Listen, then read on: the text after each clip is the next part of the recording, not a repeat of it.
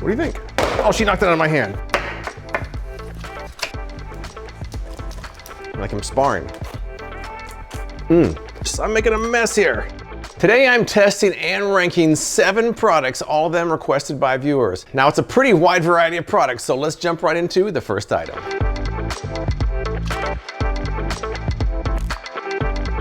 Let's take a look at this lantern lamp here. Now I paid $19.99. It currently has a 4.2 star rating out of 46 reviews on Amazon. Well, here it is. It's actually bigger than I thought it was going to be. Got something in here. What is this? Is it something exciting? No, it's not. It's just a USB cable. I like the manual, which is the same shape. That's kind of nice. Now the claims are that it's a battery operated lamp made of paper and ABS.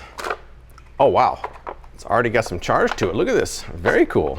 Kind of nice. I wasn't expecting it to work already. They say it's an upgrade of traditional origami art. It includes a rechargeable lithium ion battery, which takes 2 to 3 hours to charge. And they say then it provides 4 to 5 hours of light. Can be folded into multiple sizes. I just don't know how it stays when you're multiple size there, but I'll have to fully charge this up, read these over, and then get started. All right, so I was reading over these instructions here. On one side it says the lamp should last 4 to 6 hours. Another area it says 3 to 5. So let's find out which one is actually true. I guess 4 or 5 would be right for both cases, but let's see. I've got this fully charged up now. It looks very lovely, very lovely. So what I'm gonna do now is I'm gonna hit this stopwatch. So I'll come back and let you know how long it actually lasts. Whether it's on the low end or the high end, we shall see. All right, so it lasted nonstop for about 3 hours and 20 minutes. What's interesting though is that after it went off, it started going on and off over the next several hours. So it'd go on for like 30 seconds and go back off for maybe a half an hour. And it kept repeating that. So I don't know if I maybe shake it, I can't really seem to get it to do that. But it's been kind of going on and off for several hours now, but really it lasted a little over 3 hours, which that's kind of on the low end of what they said to expect. But I would say maybe it's completely dead now, but it really went 3 hours of going on and off. So one of the instructions said 3 to 5 hours, so it wasn't wrong, but it's definitely on the low end of what they say it can do. So I'm gonna charge this back up and keep testing it out. I should also point out there's some touch controls on here. This button here has multiple functions. Let's turn off the lights and see how it works. All right, here we go. Nice pleasant glow. Now if you just tap it, it goes on and off.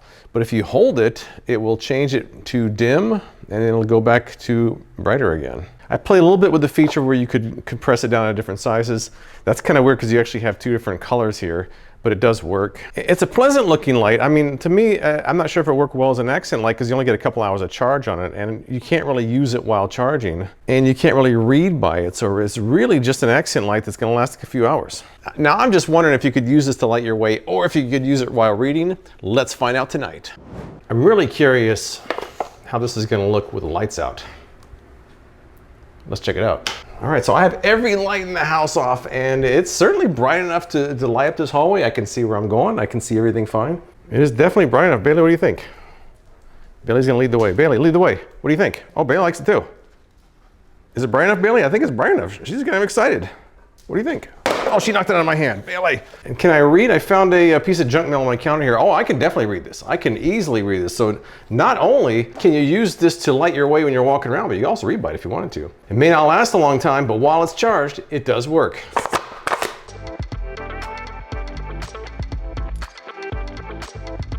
These are scented flavored dog bubbles. Not a phrase I ever thought I would say before. I paid 14 bucks for this for a 2-pack. It currently has a 4.2 star rating on Amazon among almost 1,000 reviews. Also an Amazon's choice. Puppy Love Bubbles. Now it comes in a 2-pack. We have peanut butter and bacon. The claims are that it's scented flavored bubbles for dogs. 2 flavors, peanut butter and bacon. Each bottle is 4 ounces and contains a bubble wand. Made in the USA, non-toxic and allergen free. They say it's safe for use indoors or outdoors. Now, most people seem to have a pretty positive review of this, but a lot of people said the peanut butter was much more popular than the bacon. There were a few people online that said it didn't smell very good. This one should be easy to test out. Let me take a sniff test of these real quick here. First up, the peanut butter. I guess it kind of smells peanut butter-like. Now for the bacon. I'm not sure either one of these smell very good. Maybe Bailey won't care though. Let's pull this wand out of here and see what happens. Old school bubble wand. Let's see. Bailey, come here.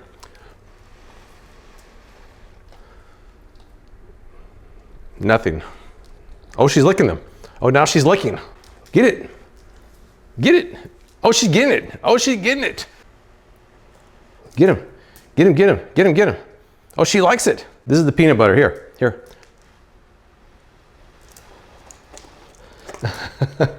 Bailey, you like it. Bailey, you like that, don't you?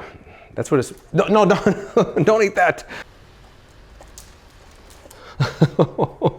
Now this is the bacon. Let's try this one.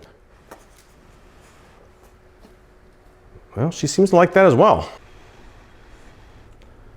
Oh, maybe not as much. Maybe not as much on the bacon. Let's go back to the peanut butter now. Oh, maybe she's losing interest. Bailey, did you lose interest already? You lost interest. It was fun for about a minute. I guess that's it. We have about 2 minutes of fun. I gotta wipe all this up. Now my floor smells like bacon and peanut butter, and not even a very good form of it either. No? I think she's over it. Are you over it, Bailey? Oh, she wants nothing to do with it. She likes licking that, but that's about it. That's not really the idea, Bailey. Now, as far as these bubbles go, that's something that your dog's mileage may vary. Bailey seemed interested for a couple minutes and then completely lost interest. She's a very food motivated dog, so I don't think that the taste was what really lured her in the first place. It could still be fun with the right dog, but 14 bucks, that seems a bit steep.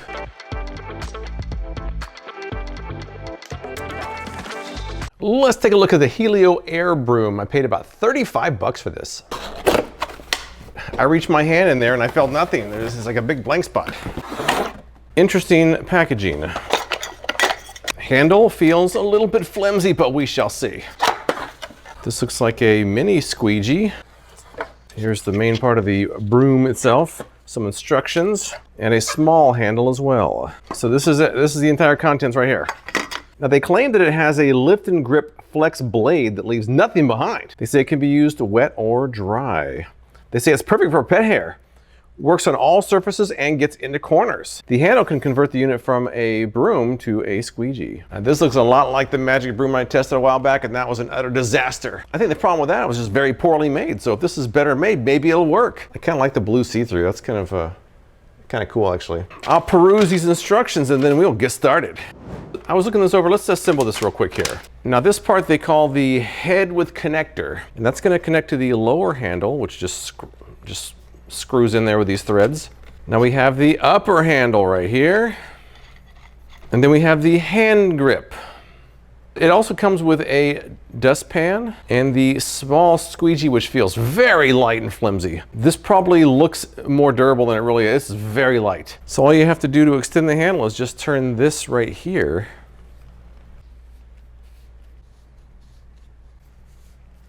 You're supposed to turn this counterclockwise to loosen it, and it's not loosening. It is not. It's like it feels like it's stuck. It's not loosening. Come on, man! I haven't used it yet. I haven't got out of the gate yet, and I'm already having problems. It feels warm from me turning it so much. It is not loosening. Oh, I got it. I got it. Oh, I got it. Wow, that was hard. This does not bode well, man. It's like I'm already struggling with the handle on day one. Now it's almost too tall. Maybe I don't want to extend. Oh well, I mean, we're off to a good start, but maybe it'll redeem itself later on. So I'll figure out some tests for this and then we'll get started. Let me just try this, see how sturdy this feels. It feels not the sturdiest I've ever felt, to be honest. Hopefully this part's sturdy though. This is where the magic broom failed. The magic broom, this was really flimsy, not well made. We'll see how this holds up. This is my favorite test here. There we go, coffee grounds. Hiya! Now for the big test, here we go. Oh, not bad, not bad, not bad. I was leaving a lot behind with the magic broom. This one's not really leaving much behind. I mean, I'm getting some here where the grout lines are at, but that's to be expected. Let's try this this dustpan real quick here.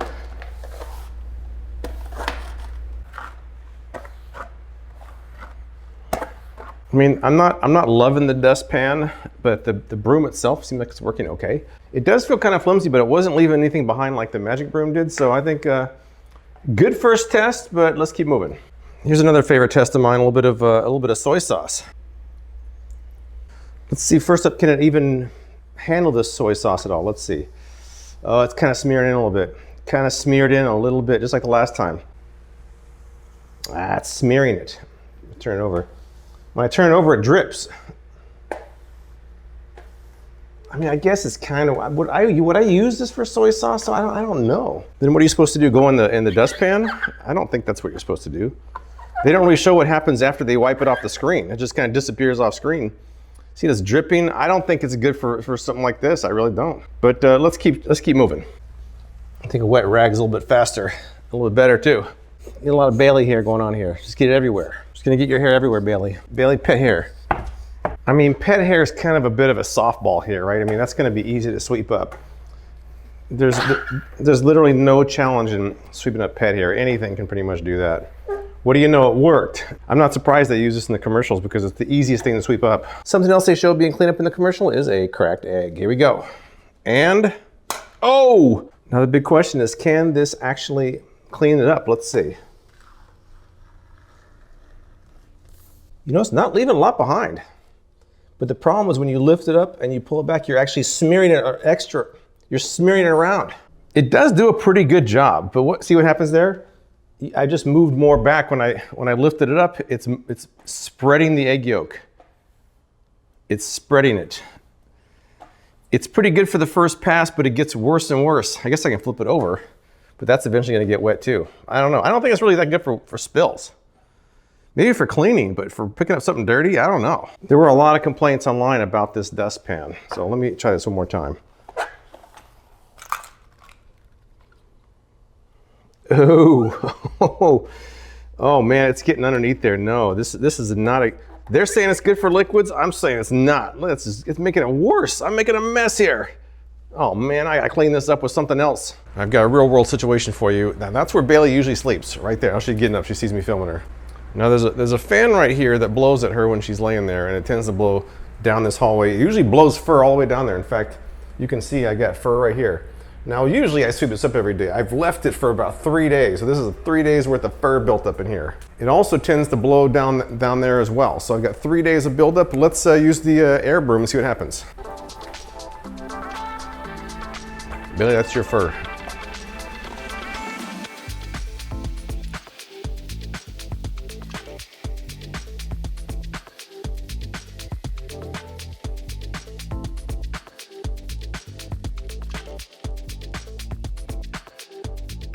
So in the end, I don't really know about this. It just feels kind of cheaply made. Maybe it's a little better than the magic broom I did a couple years ago, but not much. It's just so cheaply made. I mean, as you saw in that last sequence, I tried it as a squeegee. This didn't work very well. The small one kind of did. Neither one was really as good as a regular squeegee though. I still prefer this one. I still use it all the time. This is the Furwell, which is a knockoff of the Furminator pet broom.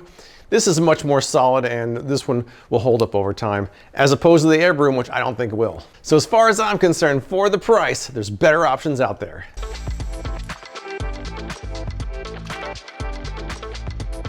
This is a grape and cherry tomato cutter. I paid 16 bucks for this. Currently has a 4.5 star rating and Amazon's choice, but only about 100 reviews. Not much to that, it's just a plastic grid. No instructions, nothing, just empty box. Now they claim that you can cut up to 16 grapes or cherry tomatoes all at once. Avoid accidents, saves time. No blades and no rust. There's a groove at the bottom that allows you to cut all the way through. Also, a cross-shaped design allows for the cutting of halves or quarters. This should be easy to test out. I've got some cherry tomatoes and some grapes, so let's see how it actually works. Let's start off with some grapes here. Now they say that it's not good for long grapes or really small grapes, so you kind of have to be picky on what grapes you use. I have a batch of relatively medium-sized grapes, so let's see how that works. Now I'm gonna put some that are smaller than others, some that are larger than others. I wanna get kind of a nice variety, and I think I'm getting that. There we go. Now that one's kind of small. I'm wondering how that one's going to turn out, but let's cut through this and see what happens. All right, so we're supposed to be able to just cut right through this groove right here. Let's go for the halvesies now. Okay, so far so good. It seems like it's working. I haven't looked at them closely yet, but it seems like it's working. Let's see what we got.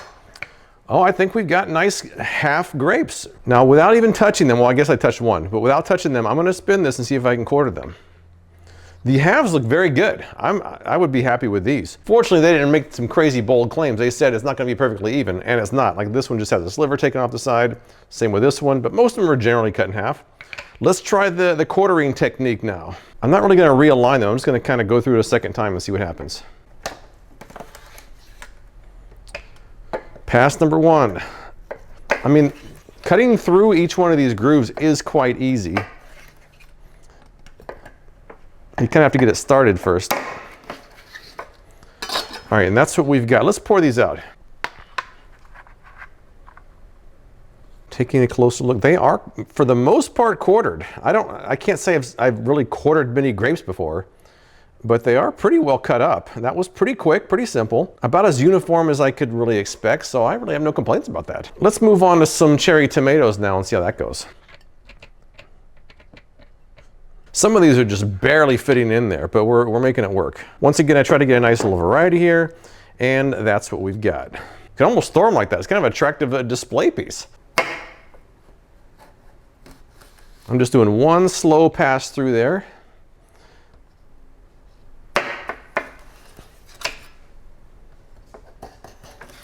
It does cut quite easily once you get it started.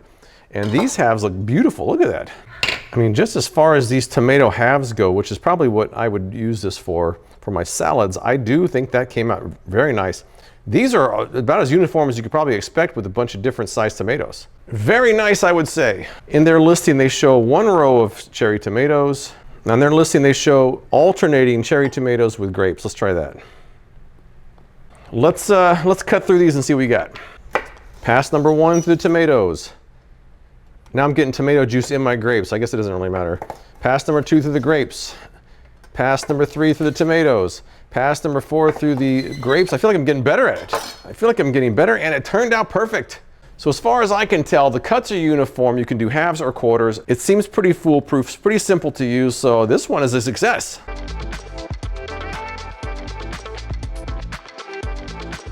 These are the milk spouts. I paid $14.99 for a 4-pack, so about $3.75 a piece. Take a closer look at a couple of these here. There's like a stopper on this side, kind of a lever right here. Simple enough design. Now it currently boasts a mediocre 3.9 star rating on Amazon. The claims are that it's an easy open spout that can provide a clean, easy pour. They say it fits any gallon jug, although their listing shows it also in a half-gallon jug. They say it's ideal for those with arthritis. It can also be used for orange juice, water, punch, or more. People online seem to generally like this, but there seems to be some concern about the seal, so I'll have to test that out. All right, I've washed some of these off. I think I'm ready to get started here. Let's start with something basic like a gallon jug of water. It seems like the least messy option I have to start off with. So I'm just gonna remove the normal cap here. Look at the very brief instructions in the back here. All they say is to press the spout into the carton. So I am pressing it. I'm pressing it in. It doesn't like snap into place. It just kind of just sticks in there. I guess that's good. I don't know. I don't really feel 100% confident about this, just the way it went in there. I don't know. Maybe I'm just overreacting. We shall see. First of all, let me see if there's a seal here, if it's going to leak. Oh, it's not leaking. It is not leaking. Not only is it not leaking from where it attaches to the milk jug, but it's also not leaking from here either. That's a good sign. I still don't trust it, but it's a good sign. Now what we're supposed to do is press this little tab right here. When I press the tab, the entire thing goes back. Look at this. That's not good. Come on now. I have to hold it with both hands there. Pouring the water. It pours slowly, but it's not leaking otherwise. And then locking it, I guess I just press this back down. Will it leak now after I've used it? It will not. Still don't trust it, but it's not leaking. Now they say it's for all gallon-sized containers, but the gallon size and the half gallons use the same opening. So I'm gonna try a half gallon here. Inserting a fresh milk spout in here. Oh wait, it did snap into place. Well, I was able to get that one to kind of snap into place. I'm gonna have to try that water again. Let me give this a fair shot. Let me try this water one more time.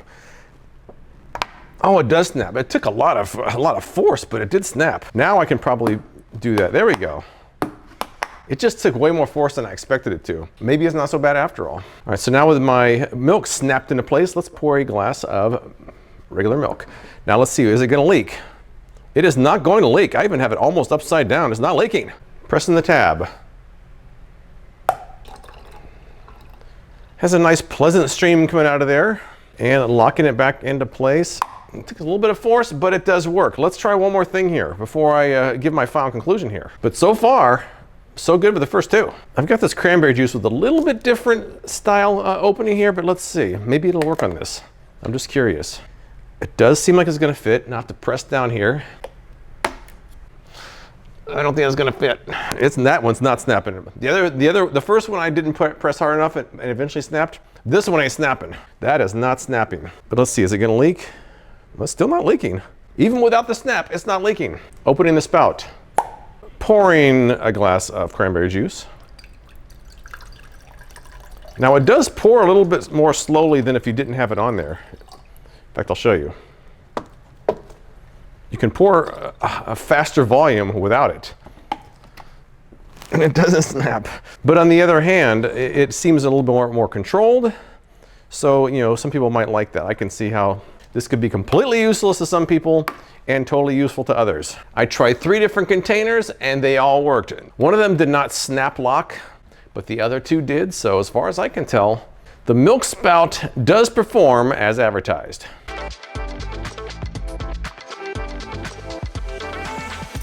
Let's take a look at this Syncom hand massager. And I paid 55 bucks for this, although looking at the price history, it seems to go back and forth between 55 and 79. It has almost 10,000 ratings and the reviews are generally positive. Very important. Here is the unit itself. I'm assuming this is the charger. I think these are the disposable gloves and yes, we have the charger. So the claims are that it uses a kneading motion for acupuncture points to massage fingers, hands, and wrists. They say it's good for arthritis and carpal tunnel. There's a heat function right there. Can be used for right or left hands, 3 massage modes, and 3 strengths, along with 2 heat settings that range from 95 to 104 degrees Fahrenheit. It has a rechargeable 2500 milliamp hour battery that lasts 4 to 5 hours per charge. They say it has 4D air compression, whatever that means. Let me see, put my hand in here, how that feels.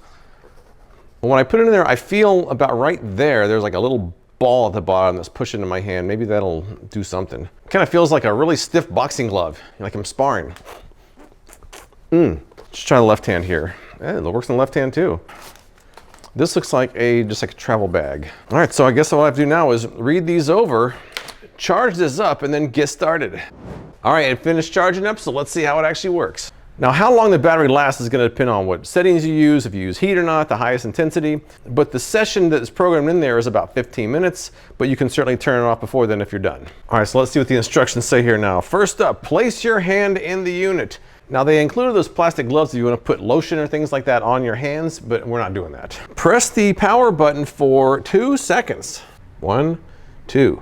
We have lights. Lights are on, and it's squeezing. It's squeezing my hand, and you know what? It feels like one of those blood pressure machines. It's squeezing. It is squeezing. I feel like my fingers are gonna turn purple. It just let go, just like a blood pressure machine. It's squeezing my hand. It's just squeezing it, and it'll let go again. I think it's just gonna keep doing this over and over again. It's just gonna keep squeezing and letting go, just like one of those wraps on your arm. Oh wait, now, oh whoa, now it's different. It felt like kind of a wave across my hand. Now it's squeezing my wrist right here. Now it's squeezing right there.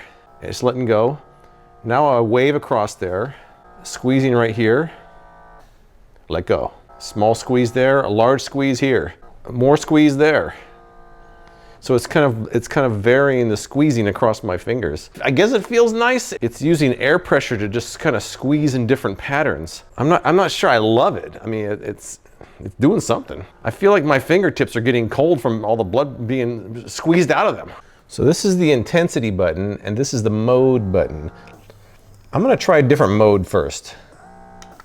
Oh, it changed to blue. So now we're in circulation mode. The first one was sequence mode. This is circulation mode. Now it's squeezing the very tip of my fingers right up here.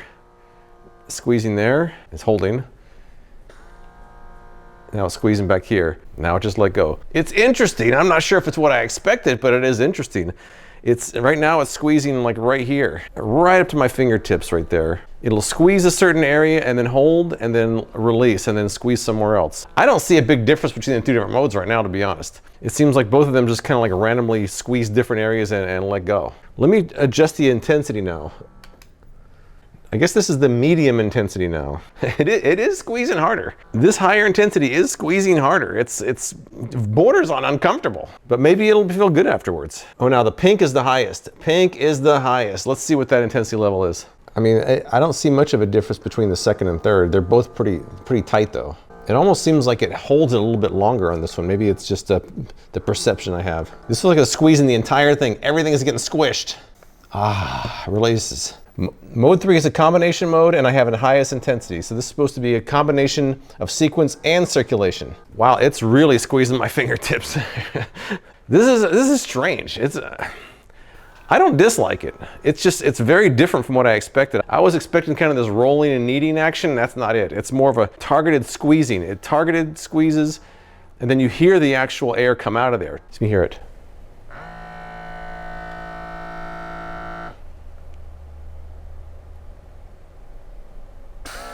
You can hear it release the air and then start filling up another place. Some of them feel nice. I wish it was more of a rolling sensation. I feel like they could achieve that with this, but they're not doing it. It's just, it'll squeeze an area, let go, squeeze an area, let go. Some of the combinations feel really nice. Some of them don't really feel that great. It's kind of all over the place. There was some discussion online where your fingers should go. Some people said it should stay in the unit. Some people say it should stick out.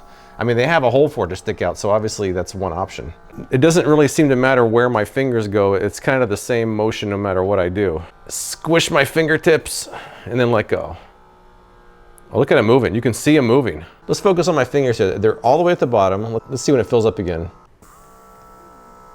There it goes from the bottom. Look at that. Look at that. Interesting. Very interesting. Feels like it's almost bending my fingers backward. I'm gonna take this intensity down a little bit, and I'm gonna put the heat on. There's orange for the first level and red for the hot. We'll go orange for right now. Let's see how warm this gets. Oh, I feel it warming up. I feel it warming up. I'm kind of curious to try this out in the wintertime when my nose is really acting up, because my hands just get ice cold. Between the massaging and the heat feature, this might actually be really nice to combat that. I mean, if it was really good for Renaults, I might get 2 of them and just stick them both in there. It's not unbearable, but it's certainly there. Let's try the higher heat level. We're on red now. Let me max everything out. We're maxed out. We have the combination, highest intensity, highest heat. Just go for highest everything. It's definitely squeezing my knuckles right now. I got a knuckle squeeze going on. I tend to feel the heat more towards the bottom of my palm, like right here. I'm gonna stick my hand further in there and see if there's a difference. They do say you can adjust the placement of your hand for different intensities and different focus. Right now, this seems to be focusing more on my wrist, my upper wrist, less on my fingers. If I pull it back through here, I can kind of focus more on my fingers and less on my wrist. The highest heat isn't that hot. It's certainly not unbearable, but I like it though. I mean, it really wasn't what I was expecting. I was expecting some sort of a rolling, kneading thing. It's not that. But on the other hand, it does work. It is massaging my hand. The heat functions do work, so everything works exactly as expected. So I can see why this is popular. I can see why it's highly rated. And I'm really looking forward to trying this in the wintertime when my hands are ice cold. So I guess really, as far as I'm concerned, the Syncom hand massager does deliver on its advertised promises. My hand's kind of sweaty now, but it's nice and warm. It feels relaxed too.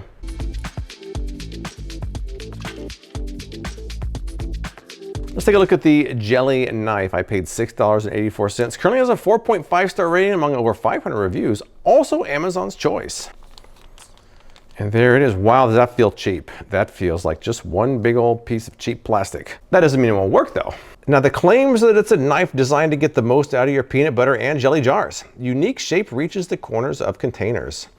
Great for scraping and spreading. Compact design for easy storage. Dishwasher safe. The reviews are mostly positive and people say it does work, but the only complaint is people say it's not really that necessary. So let's read these over, clean this off, and then get started. Next up is something I've been saving just to test out with this product. This is an empty jar of crunchy peanut butter. Now in the bottom there, there's a little bit, a few remnants. You could probably use a knife and scrape a little bit out of there, but there's pretty much nothing left. So there's some on the sides, a little bit on the bottom, but that's all usually pretty difficult with a regular knife. So let's see what this can do.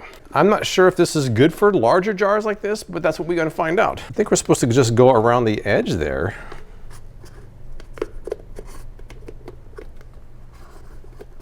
Scraping the bottom and the edge. We got some, let's keep going. I also got some on the handle here, that's not good.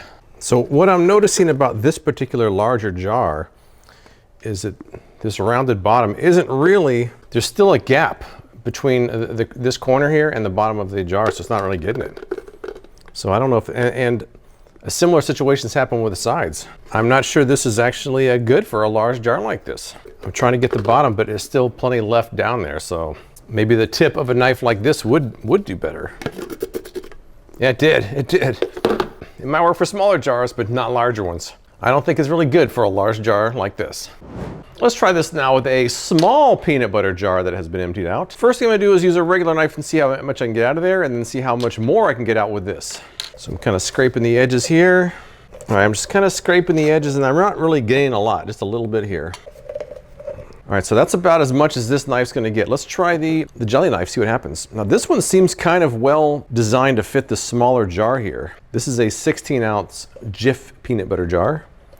Now let's scrape around the edges here. I don't feel like it's really hitting the entire edge, although I am getting more. I did get more out of there, but it seemed like it missed, it hit the top and it hit the bottom, but it missed the side. I don't know how that's even possible. It's not really sitting flush against the side, so I don't know. I feel like I'm doing a good job on the bottom at least though. I don't know, I mean, I got more. Is it worth a separate knife? I'm not sure, but let's keep trying with some jelly. All right, we have a medium-sized jelly jar here that's been emptied out. Once again, I'm gonna try to get as much as I can with this knife and then see how much more I can get with the jelly knife. Oh, was that loud? Well, there's some obnoxious sounds coming out of this jelly jar. I am definitely scraping the bottom, not getting much out of there. Not much. Let's try the jelly knife now. I'm not sure how this is really gonna pan out because it seems like the size of the jar doesn't really match. Let's see. And I feel like I'm getting less. Let me try the bottom now. Oh, I did get some out of the bottom. I mean, not a lot, but some. It seems like what you really need to do is target this towards the bottom or target that towards the top, but not both at the same time. And the edges seems like I'm just missing everything. It got more. It didn't get everything, but it did get more than a regular knife. I'm still not sure that's really worthy buying a whole separate product, but if you're the kind of person that likes to get every single drop out of a jelly jar or a peanut butter jar, I guess this could be something for you. So here are my final rankings of all 7 of these products. This ranking is completely subjective and just what I think will be the order that I may or may not use them. At number 7, I'm going with the AirBroom. There's virtually no chance I'm gonna keep using this because I already have a better option that this will not replace. Number 6 would be the jelly knife. I don't think I'm gonna keep using it. I'll throw it in my drawer and see if maybe I actually can get it in my rotation, but I don't have very high hopes for that. Number 5 would be the dog bubbles. What I'll probably do is put them away, pull them back out once in a while. Maybe if she hasn't played with them for a while, it might reset her interest, but I'm not planning on it. Number 4, I would say would be the milk spout. I actually might use these. I'm not sure. They're actually on a few items in my fridge right now, so we'll see if I keep using them once those are done. Number 3 is the slicer. I make a lot of salads and I do like to cut my cherry tomatoes up for that, so I think I might use this. We shall see. Number 2 is the lamp. I'm not sure if I'm gonna find a use for this, but it seems like it should be useful around the house. I like how compact it is. I might throw it in my backpack when I travel, so I don't know. I feel like I might have a use for it, but I'm not quite sure. But also my ranking for this is because it worked better than I thought it was going to. And that leaves me with number 1, the hand massager. Now, it might have been different than I expected and kind of expensive. I feel like it might be beneficial to me, especially in the wintertime when my nose is acting up, so I'm gonna keep using this one and I'll let you know down the road how it holds up. But that's all I've got. If you've tried any of these products, tell me what you think in the comments below. I appreciate you watching and I'll see you next time.